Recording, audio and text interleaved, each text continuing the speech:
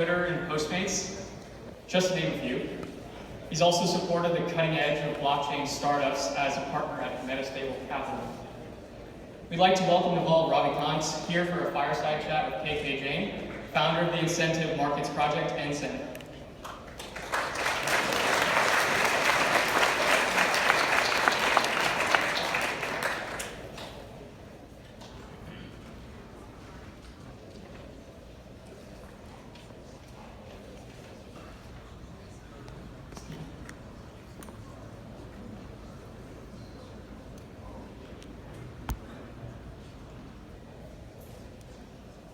Yeah.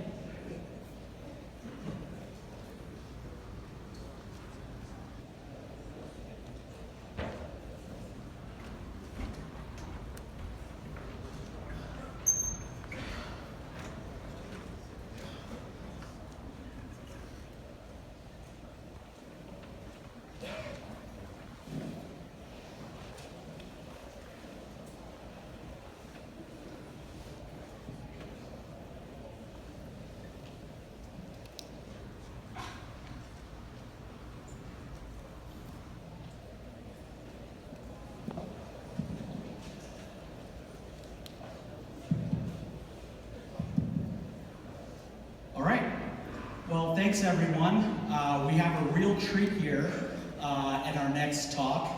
We have Naval Ravikant, who for many in this room doesn't require much of an introduction, and I won't embarrass you too much, Naval, but Naval is known in this industry at least as a very early thought leader and someone that has been on point and has called many of the trends in blockchain.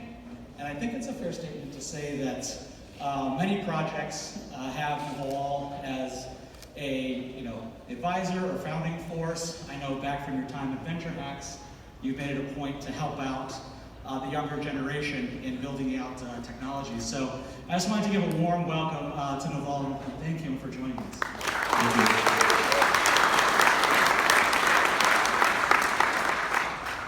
All right, and with that, let's jump right in. And I just wanted to start off just a little bit broad to set the stage. Many people might be somewhat new to crypto, in it for 12 months, 2 years. But in your judgment, what is the sort of state of the union, so to speak, or where are we in crypto and in blockchain in your judgment, and sort of how does that compare to where we were called a year ago? Down. Sorry, everyone. I don't know. I guess nobody checks CoinMarketCap as much as we all used to, right? We've definitely been through a hype cycle, and it's the nature of crypto back to the beginning of Bitcoin that it's been through booms and busts and booms and busts, but it tends to kind of go up into the right on a long enough time frame if you squint.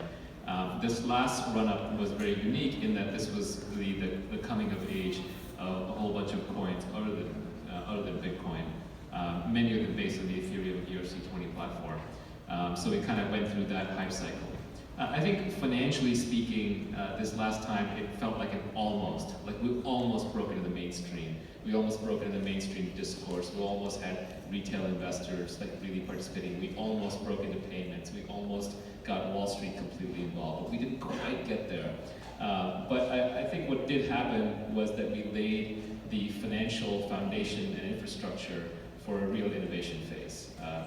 Now it is very acceptable for mainstream Silicon Valley companies and top-tier talent to be working in crypto. And those people aren't going away. They're not going to stop working in crypto just because the prices are down. I think the technology advancements that are being made on layer one consensus, decentralization, etc., are really interesting. Now we did have more than our fair share of fraud and gambling and casino-like activity. That's the nature of financial instruments and markets, unfortunately. But all things considered, we actually made it through pretty well. If you look at the first dot-com bubble, the big one, that was in the several trillion-dollar range, and the amount of actual money that was lost was very large. Like the amount that was misdirected into, say, building out fiber optic cables where none was needed and so on. But even that infrastructure innovation wave laid the groundwork for the real breakthroughs that started happening in the mid-2000s. So hopefully that's what happened here also.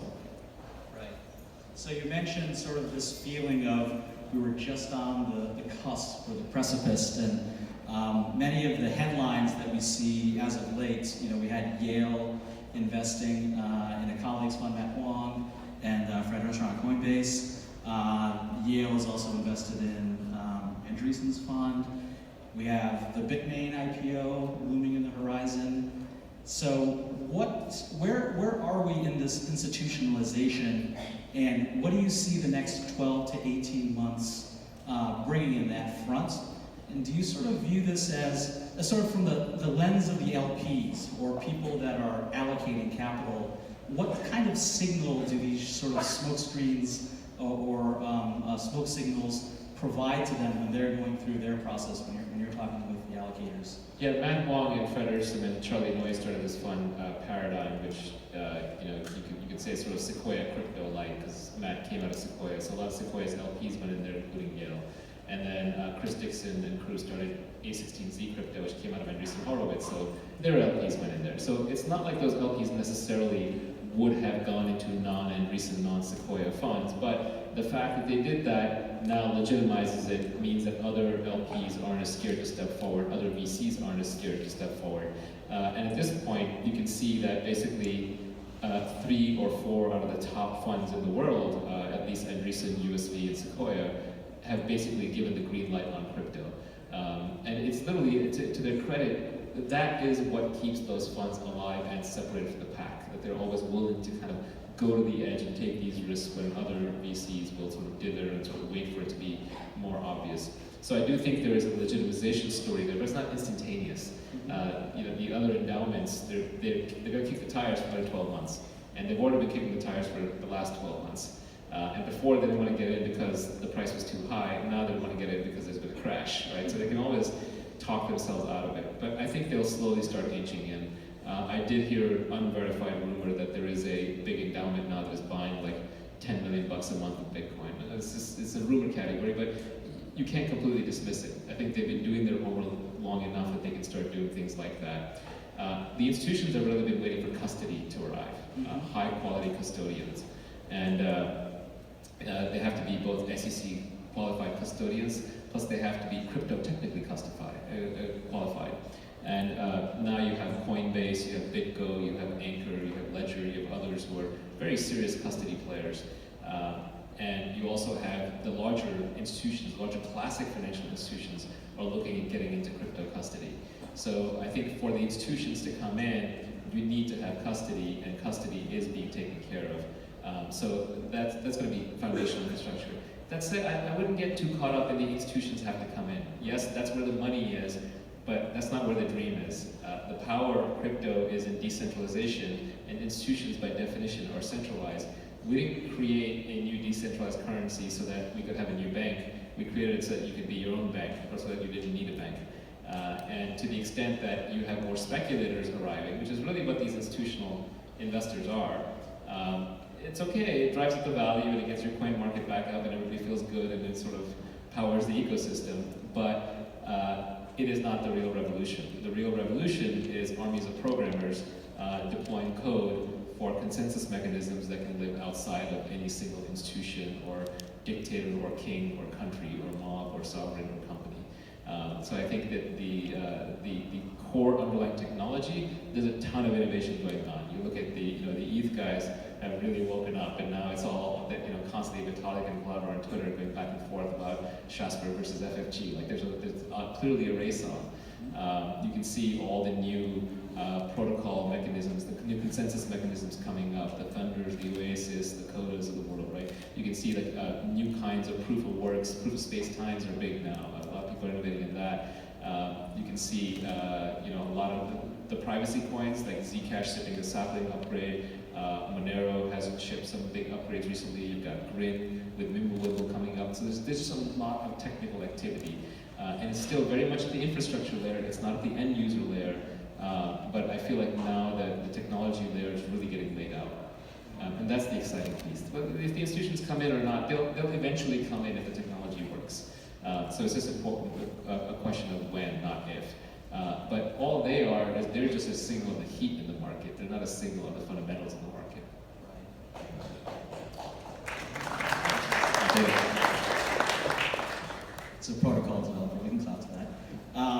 So you mentioned this, talking about developers, developer mindshare, developers working on big problems that are fundamental to enabling scalability infrastructure, all those fundamental challenges in the space. What are some of the biggest problems or biggest kind of broken markets or broken incentives that you see out there that you wish more people in general, whether they be technical or not, entrepreneurs in the space, should be working on?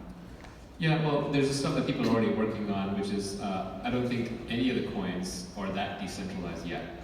Bitcoin is still probably the most decentralized large asset financial instrument that's ever existed, but it's still not sufficiently decentralized because proof of work tends to have a consolidation around the mining. It's just much more efficient to mine within one data center than it is to spread out across many data centers.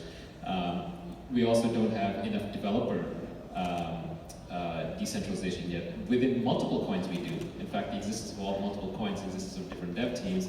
But if you look at like each coin, there's usually only one serious dev team, one serious client within each of the major coins. That's the table stakes. Beyond that, I think two big areas that have not been properly addressed.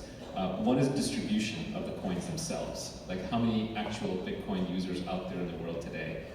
The estimate I've heard is around 25 million, and maybe right or wrong, but it's within the tens of millions of range. It's not hundreds of millions, it's not billions. So not enough people are using these. How many machines, how many pieces of code are using Bitcoin? They're actually more likely adopters than humans sending payments to each other, and not enough of those yet. There aren't enough pieces of code that existentially need Bitcoin or Ethereum to function. How many dApps are out there that are up and functioning? Not good. How many high-quality end-user secure wallets on Android and iPhone do we have, right? That infrastructure doesn't exist yet. So there's a lot of infrastructure that still needs to be built out. I think the coin distribution problem is a big one. Bitcoin, when it first launched, there was a brief moment in time where you could have mined it without being Bitmain, without having a special mining pool or a data center kind of setup. So in that sense, it got a quote-unquote fairer distribution. But a real fair distribution would be to give one to every human on Earth, or maybe two, like one for now, one for later. And how do we I know in our conversations you've talked about Faircoin, or a concept of a worldwide public distribution. Maybe you could share that with Yeah, Faircoin is just this idea that there are many teams out there trying to do this, someone out there is going to figure out how to get coins into a lot more people's hands. So the great thing about a proof of work distribution is it's permissionless. Even if I'm in Venezuela and there's no functioning exchange, I'm not legally allowed to buy it, I can still mine it at home as long as I can kind of generate the electricity and I have a server. The problem is that today proof of work mining has become much more consolidated. My home computer is not going to make much of a difference. And proof of stake, like Ethereum, the way they would distribute widely, Ethereum is still proof of work, but the way proof of stake coins distribute widely is they try and do a ICO.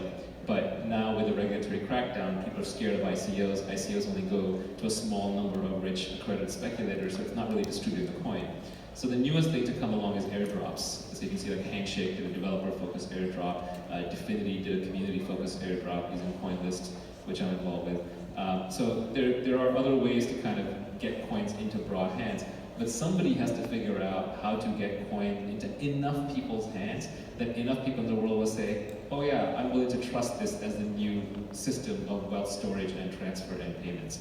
Because it's very hard for me to imagine that 6.9 billion people are going to say, actually, we don't have any of this money, but we're going to go ahead and anoint these geeks who got here first, the 100 million of them that have all these coins, and this is the new money, this is the new store of value, you're the new oligarchs, you're the new overlords. History doesn't work that way. You generally don't get to take the money without having the guns. And this is not the armed crowd, right? This is the smart crowd, we're not armed to the teeth. It's not possible to have a bloodless revolution where you transfer tens or $100 trillion of wealth peacefully. So the only way to do that is to bring everybody along. So I think there has to be some concept of how do we get these coins into other people's hands, and it's a very hard problem in a fair way. And the only answer we've had to date was proof of work, and then a little bit was this whole ICO phenomenon, and we don't have a great answer otherwise. So, I know that you've been involved in lots of internet technologies. You've had a front row seat, back from Opinions diamonds to present day working with AngelList. What is it that sort of je ne sais quoi in your view that is the kind of blocker for wide-scale viral adoption?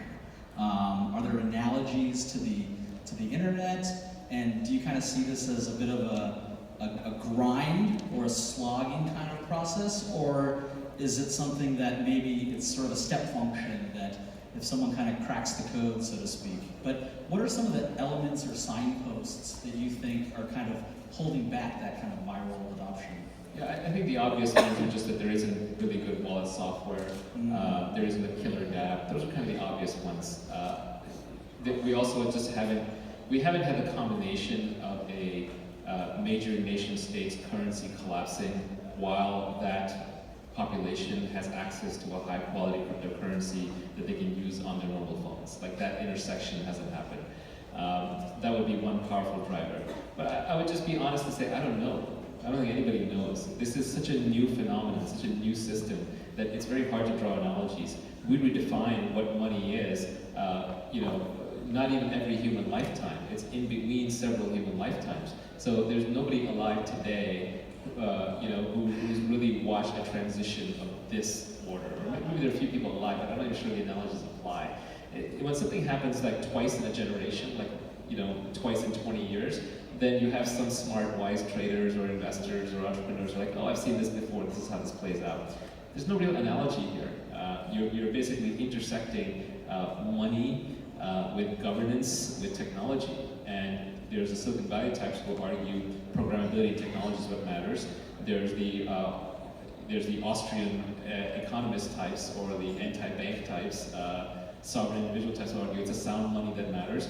And then there's a set who are talking about potential for governance and new kinds of market mechanisms that we're creating here. So I don't think anybody knows. I think we literally just have to do our best and watch it play out. My guess is it is a long slog. I think the chance for crypto to win and sort of that surprise attack where Bitcoin takes over the world, that time period came and went. It's not going to sneak up on anybody now, right? So I think at this point, it just means there's a lot of hard work and a lot of patience. To some extent, every time crypto survives a major bug, it kind of deserves to go up in value. It's a Lindy effect, as Nassim Taleb would say, right? It survived just a little bit more. So there's this recent Bitcoin inflation bug, which fortunately didn't get exploited, but that's the kind of catastrophic bug that would prevent somebody from treating it as purely digital gold. But the fact that we survived that, made it through, now makes Bitcoin a slightly better store of value because it's been through that when maybe another coin hasn't. And I think as it just goes through and survives more and more and more and more of these things, as it demonstrates its anti-fragility, then it deserves to go up in value. But it's a long and slow process. I don't think it's an overnight process. Right. So, we're sitting here in San Francisco at a blockchain conference, and so in some ways we're presenting the vision or preaching to the choir a little bit. In terms of wide adoption of mindshare, there's been a number of sort of high-profile skeptics, whether it's the traditional old guard investment types, the sort of Jamie Dimons and Warren Buffetts of the world, and just other categories of people that just say, hey, maybe the use cases are limited. Just kind of playing the kind of philosopher's hat or devil's advocate hat. What do you actually think is the strongest argument of the sort of genuine skeptics? Maybe we can kind of start with that and then just sort of... Yeah, they have a couple of strong arguments. One is that in many cases when people try to apply blockchains, they'll say, well, blockchain's not needed, it's just an expensive database. That's a good, sophisticated argument, and I would generally agree with that. I only think a blockchain is really needed when you need censorship resistance, state-level censorship resistance, because the local government is printing money or controlling the flow of funds. Second is what I would call permissionless programmability, which is, if you're a developer of the Twitter API and Twitter shuts you down, you have no place to go. Whereas if Twitter was running on a blockchain, then you would have a much more open mechanism. People could invest into it and build an ecosystem around it. And the third one, which is a very related point, is sort of using it as a shelling point to coordinate an entire industry. Because it's easy to build a company in a proprietary database. You can't really build an industry in a proprietary database. Or you can, but it's fragile. The rest of the industry doesn't like it and eventually tries to take it down. So to the extent that like a Filecoin or someone can create a shelling point, for its game theory mechanism, just everyone can get together around one thing. If they can create this mechanism where everybody who's competing with AWS can buy, sell, provide services around the Filecoin ecosystem, then that has some value. But outside of these fairly narrow use cases, you're better off not using a blockchain. Because blockchains are incredibly inefficient, as everybody here knows. You're keeping a copy of everything with everybody for the most part. So I think one strong counter argument they have is that we, in the frenzy, we try to apply it into areas where it's not applicable.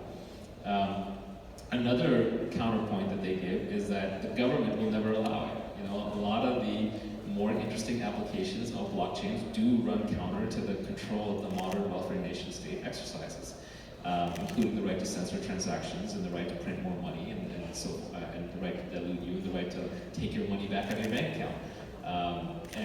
You know, there's even a nightmare scenario where crypto ends up being the government's most powerful tool. Imagine if the Chinese renminbi or the US dollar were run entirely on crypto. They could just hit a button and print money. They could hit a button and add money to wallets. They could hit a button and delete your wallet. They could hit a button and track every transaction ever done. It's a totalitarian's wet dream. So you know, it could completely backfire on us in that sense. So I think they have a legit point of view that it actually runs counter in some ways to the way that the current governments are constructed, just in the way that you know, any human rights, ranging from markets to corporations to individual rights, takes away some power from the government. It's always a negotiation between the individual and the government. But we live in a day and age when the governments are actually very powerful. They're very strong. It's the nuclear age, or the transition from out of the information age. So. Will governments allow it is a big deal. I remember when crypto was first sort of starting to take off in Silicon Valley, 2013 kind of time frame. A lot of the people who resisted were the people who were early at PayPal, because they had seen what happens when you try to send money without being a money transmitter, without the government's permission, and they'd gotten shut down really fast. So it took them a little longer to come around on it than people who didn't have that PayPal experience. And when you look at people like Warren Buffett and Jamie Dimon, they're used to operating completely regulated atmospheres, right? They're always watching out for the SEC and FINRA and the CFTC and NYDFS and all that stuff. Crypto's global, crypto's distributed, crypto's anarchic, crypto's cyberpunk. It comes from those roots, and those roots are embedded at the core algorithm layer. They're not going away. You can pretend that crypto, plays well with the state, but it doesn't. Not the way it's written in the code, not the way it's designed. So I think they have legitimate points of view that the government will probably not condone most of it, and it's not applicable in most fields. But I think the argument is that A, it doesn't matter. Some things are larger than governments, markets are larger than governments, and this is a global phenomenon. And second, yes, it may not apply in every field, but in the fields where it does apply, it's incredibly valuable and incredibly important. I mean, if you can redefine what money is, you redefine the economy, you redefine society. So it doesn't have to have a lot of applications. Sure. And so kind of wrapping it up as a final summary, what do you view, given all these backdrops, as sort of, you've been on the record in talking about your investment thesis in blockchain. How does that synthesize for you in terms of your updated model of looking at projects and deploying capital? How does that kind of impact the crossroads of where we are now over the next year or 2 years and over your investment horizon? Yeah, I deploy mostly through my investment in Metastable, which is a crypto hedge fund that I helped start back in the day. And we're still very much focused on deeply technical teams, usually coming out of universities, people like yourself, who are working on layer one kind of scaling, decentralization, consensus mechanism, distribution kind of problems. And people who would be working in blockchains, even if it wasn't cool and wasn't making them money, people who were working in crypto distributed systems, years ago. So it kind of helps you sort of separate out the wheat from the chaff a little bit. So that's an area that we still continue to invest strongly into. I do see the rise of what I would call, I don't think I made this, I think Spencer Newton made this up or somebody, but I like the phrase, shadow financial system.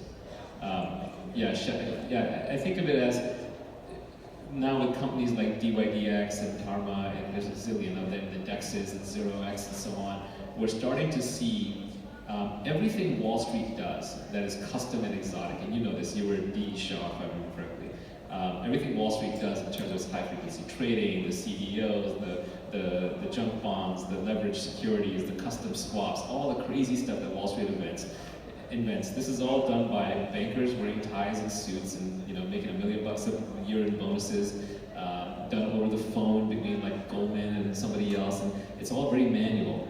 And I think there's going to come a day, 2 or 3 or 4 years from now, where we're going to see that everything they do, crypto does it better, and it does it better on ETH or on top of ETH or similar ETH-like platforms, DApp platforms, where you can do trades 24/7, global, trustless. All the derivatives are there, all the shorts are there. You can stable coins are there. You can trade commodities. You can basically construct a hedge, a bet, insurance, a swap, an index for almost anything you can imagine. And at some point, Wall Street's going to look at this and be jealous. They're going to say, wait a minute, I can execute the trade I want actually on crypto. I can't really do it in the normal financial system. So the shadow financial system will technologically exceed the regular financial system within a very short period of time because it's open, it's permissionlessly programmable. It's got thousands of brilliant hackers working on it around the globe.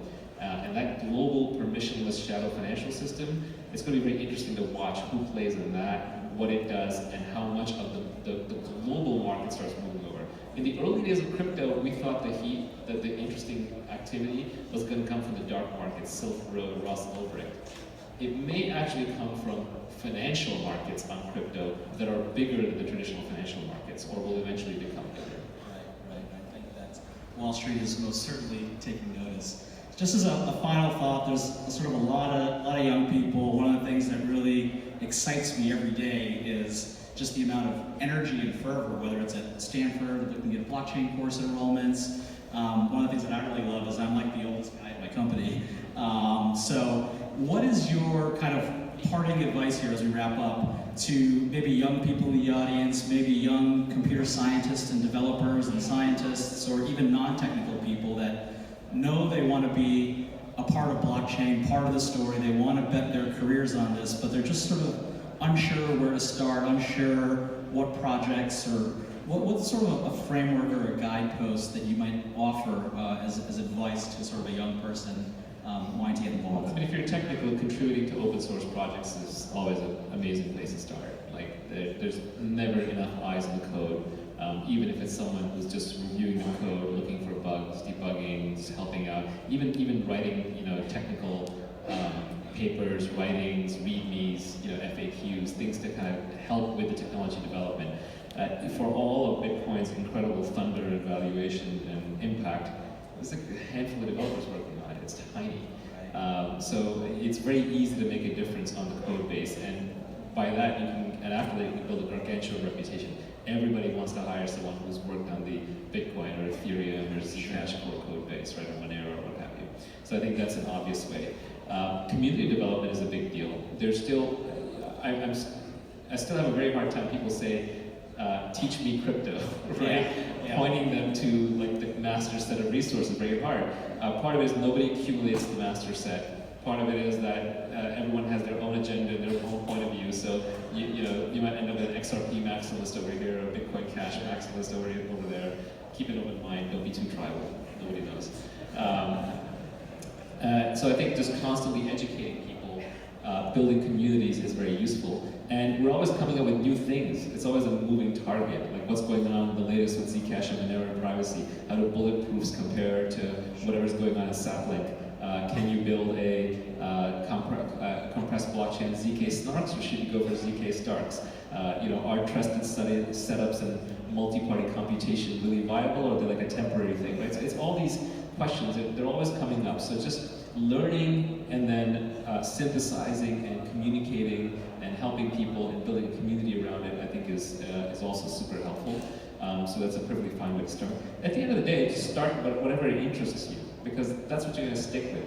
And whatever interests you stick with is whatever you're going to be good at. Like if you try to do something because you see somebody else doing it, it's not going to work that well, right? And there's so many great little places to just insert yourself. Like as an example, I would point to Eric Meltzer's Proof of Work newsletter, right? Well, what Eric did was he very cleverly basically went to a couple of top projects and said, hey, do you want to keep investors up to date? If you just give me your update, every week as to what you've done on the tech side, I'll just ship it out to a bunch of investors. And now he's got one of the hottest newsletters in town. All the top crypto projects write in, all the investors review it and watch it. There are people who build Telegram groups and Slack communities that have a lot of interest. So I think can either working on the open source piece or on the synthesis and communication. Those are really good areas. If you're a lawyer, help somebody out on the legal side. If you're in politics, help us out on the lobbying side. Help make it so that small crypto transactions don't have to be reported and tracked for tax reasons. Help us with the tax accounting and tracking. Help us with the legality of it, defending it on First Amendment and freedom grounds. I think we all have to be ready for the day when crypto gets nailed with a really bad transaction. Okay, it's kind of inevitable that something terrible is going to happen, and whoever instigated it, instead of using gold or diamonds or pallets of USD, they use Bitcoin or ETH or Zcash or Monero or something along the way. And it doesn't even have to be a lot of it. It could even have been a small component, but the press and the politicians will seize on a narrative. And if you look at Republicans or Democrats, wherever you stand, the one thing they tend to unite on is national security issues that take away your freedom. Right. Things like the Patriot Act, the sort of NSA surveillance. Edward Snowden outed them completely, yet nothing has happened about it. So I just worry that we're one sensational incident away from a coordinated crackdown on our freedoms of crypto. And fundamentally, crypto is just code. It's just math. It's just written down math. And code is just speech. And speech is just thought. So at some level, to shut this down, they have to control your thoughts, but doesn't mean they won't try. So I think it's very important to lay the groundwork for crypto from an individual liberties and human freedom perspective, so that it doesn't automatically become a scapegoat. Because the government loves scapegoats. If something bad happens, they don't want to say, oh, it's our fault, on our watch. No, it was crypto's fault. All right. So we'll leave liberty and freedom as the final rallying cry here. I think there was a lot of really straightforward